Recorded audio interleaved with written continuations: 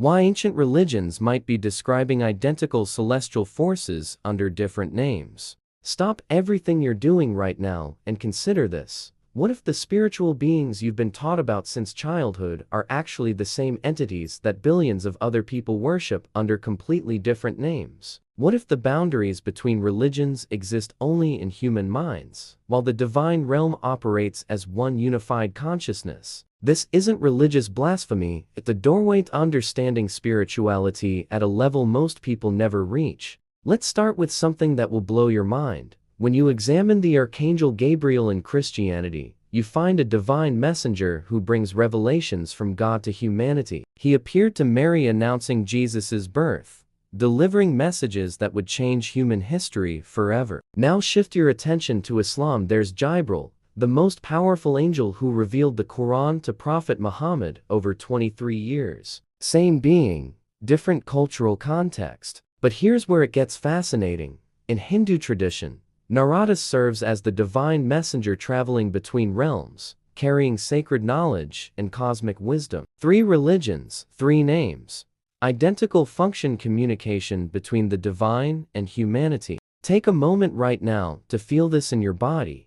Doesn't it make more sense that one universal spiritual reality expresses itself through different cultural languages, rather than completely separate divine systems coincidentally having almost identical structures? Your soul knows this truth, even if your logical mind resists it. Look at warrior archetypes across these traditions. Michael leads heavenly armies against darkness in Christianity, wielding divine justice and protection. In Hinduism, Hanuman embodies devotion and divine strength, tearing apart evil forces to protect Dharma. Islamic tradition speaks of Michael controlling natural forces and supporting believers in spiritual warfare. Strip away the cultural clothing, and you see the same archetype: celestial warriors maintaining cosmic balance between light and shadow. The word angel literally means messenger, but that's exactly what Deities do in Hinduism and what Malaikat do in Islam. They're intermediary beings between absolute divinity and human consciousness. Christianity has seraphim constantly praising God around his throne. Hinduism has Gan harvests, celestial musicians who sing divine praises. Islam describes angels eternally worshipping Allah without rest.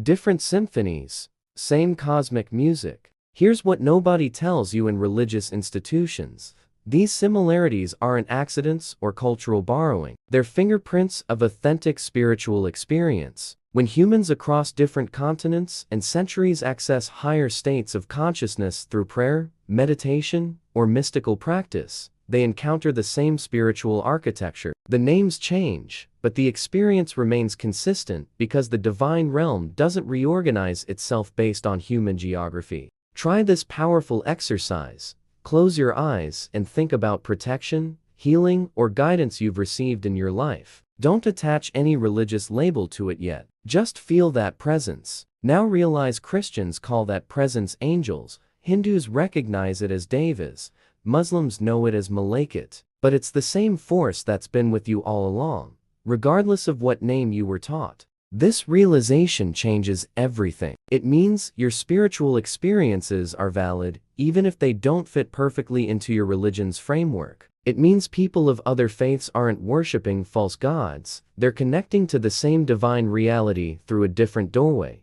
Comment, unity, if you're starting to see that all paths might lead to the same source. Hit that like button if this perspective is opening your mind, and subscribe because we're about to go even deeper into this mystery. How celestial hierarchies reveal a universal spiritual blueprint across all faiths. You're about to discover something that religious authorities rarely discuss openly.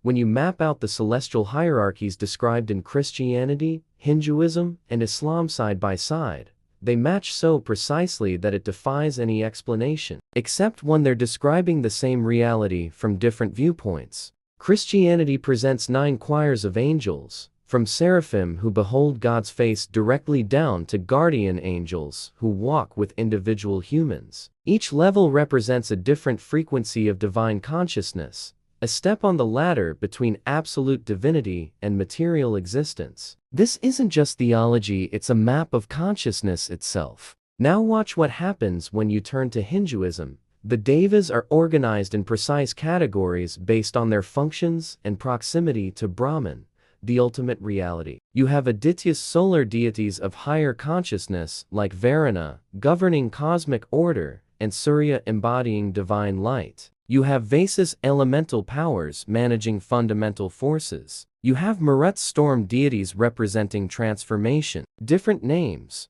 identical structural organization. Islamic tradition, while more reserved about hierarchical details, nonetheless describes clear levels.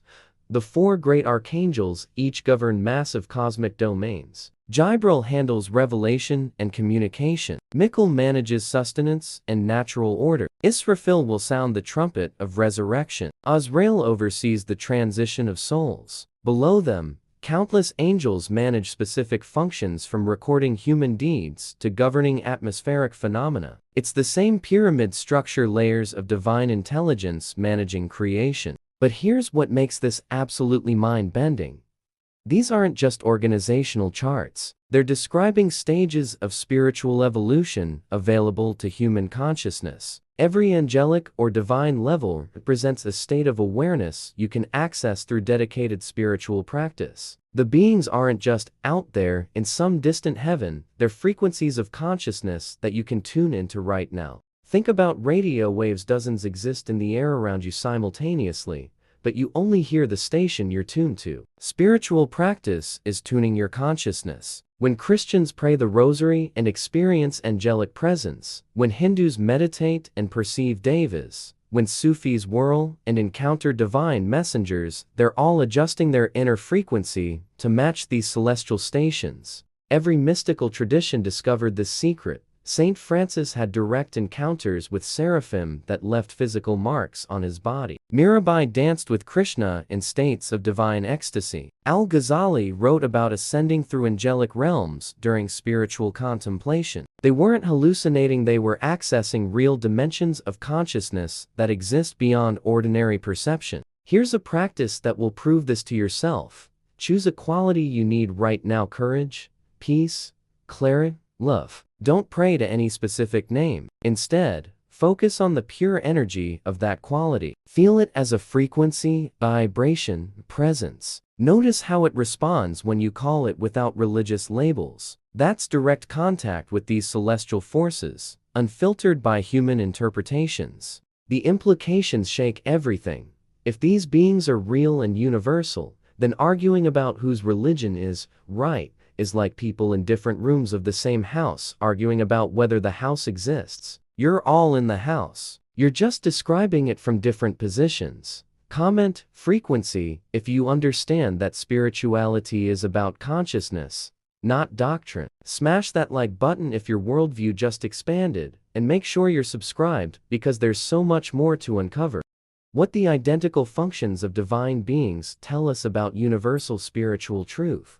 Right now, you're going to see something that will permanently change how you understand religion, when you examine the specific jobs and powers these celestial beings have across different faiths. The overlap is so exact that it proves they're describing the same entities operating in the same spiritual system. Let's talk about healing. Christianity gives us Raphael, the archangel whose name literally means God heals. He appears in the book of Tobit performing miraculous cures, guiding the sick toward wellness, teaching medicinal knowledge. Turn to Hinduism and you find Dhanvantari, the deva of medicine who emerged from cosmic waters carrying the nectar of immortality, teaching humans the science of Ayurveda. In Islamic tradition, certain angels are specifically assigned to bring healing and relief to the faithful. 3 traditions, 3 names, identical function down to the smallest details. They all work with light energy. They all have knowledge of plants and natural medicine.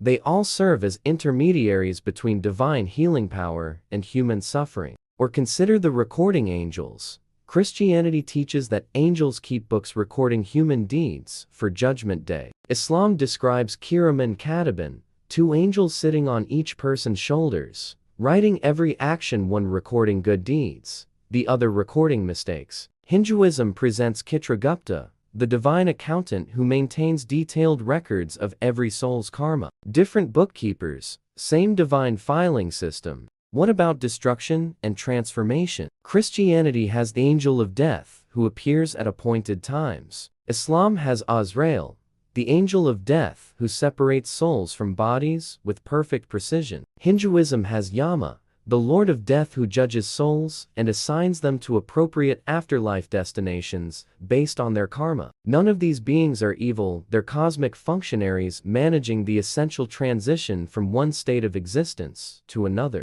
Here's where this gets personal. These parallels exist because human spiritual experience is universal. When mystics from different traditions enter deep states of meditation, prayer, or ecstatic communion, they perceive the same spiritual realities. Saint Teresa of Avila described being pierced by an angel's flaming arrow in divine love. Hindu saints describe similar penetrating experiences with divine presence. Sufi mystics write about their hearts being opened by angelic forces. The experience transcends the interpretation. You might be thinking, but my religion teaches that other religions are wrong. Here's the truth they don't tell you in Sunday school or temple or mosque. The founders of these religions, Jesus, Krishna, Muhammad, never taught religious exclusivity the way their later followers did. Jesus said, "In my Father's house are many mansions." Krishna taught that all paths ultimately lead to the divine. Muhammad received revelations acknowledging previous prophets and scriptures. The divisions came later, created by humans building institutions,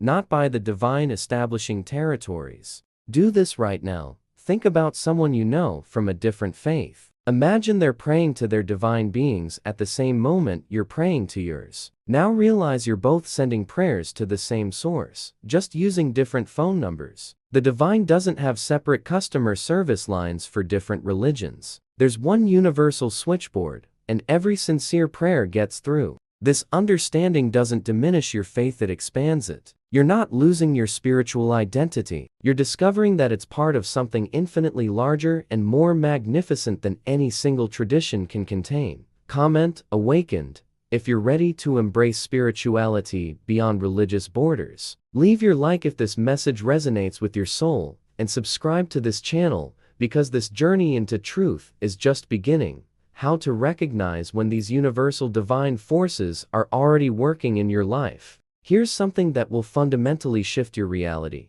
You don't need to believe in angels, devas, or malaikat for them to be actively working in your life right this second. They're not waiting for your permission or your religious affiliation. They're fulfilling their cosmic functions whether you acknowledge them or not. The only question is, are you aware enough to recognize their presence? Think back to moments when you should have been in a car accident, but something made you brake at exactly the right split second. Remember times when you felt an overwhelming urge to call someone who turned out to desperately need that exact conversation at that exact moment. Recall when a solution to an impossible problem suddenly appeared in your mind, fully formed, as if downloaded from somewhere beyond your conscious thinking. These aren't lucky coincidences, they're interventions from these celestial intelligences that every religion tries to name. Christians attribute these moments to guardian angels or the Holy Spirit's guidance. Hindus recognize them as the devas adjusting karma and providing divine assistance. Muslims see them as Allah's mercy manifesting through angelic intervention. But strip away the labels and you're left with the raw experience.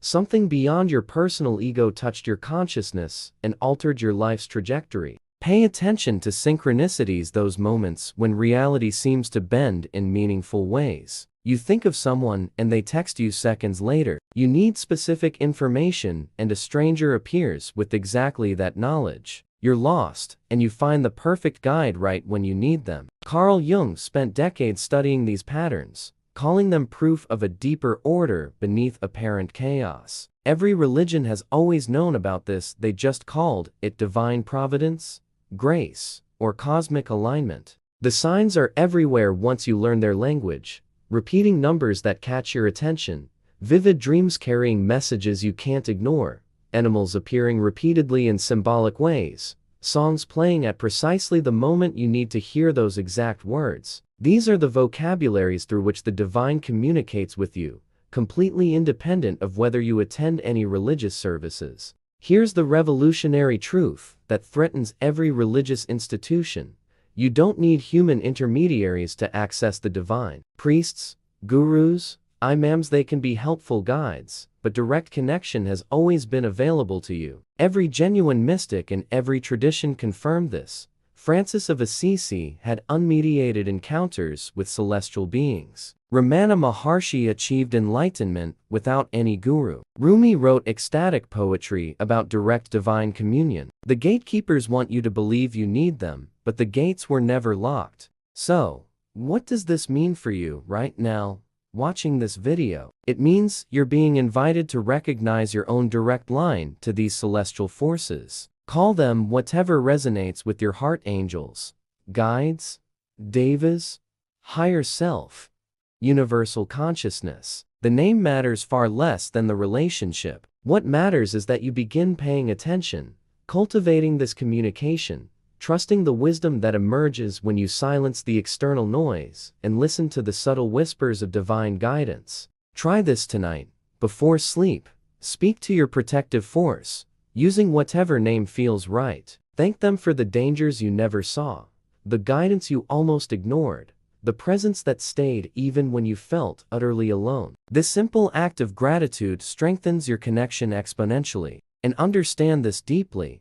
If you're still watching right now, it's not random. You're being guided toward expanded consciousness, toward transcending limiting dogmas, toward recognizing the essential unity behind the apparent diversity of spiritual paths. The walls between religions are human constructions. Divine truth has always been singular. Comment, connected, if you're ready to live spirituality without religious limitations. Hit that like button. If this video touched something deep in your soul, subscribe and turn on notifications, because this journey is just beginning. And share this video with someone who needs this message. Sometimes you're the angel in someone else's life, delivering exactly what their soul needs to hear.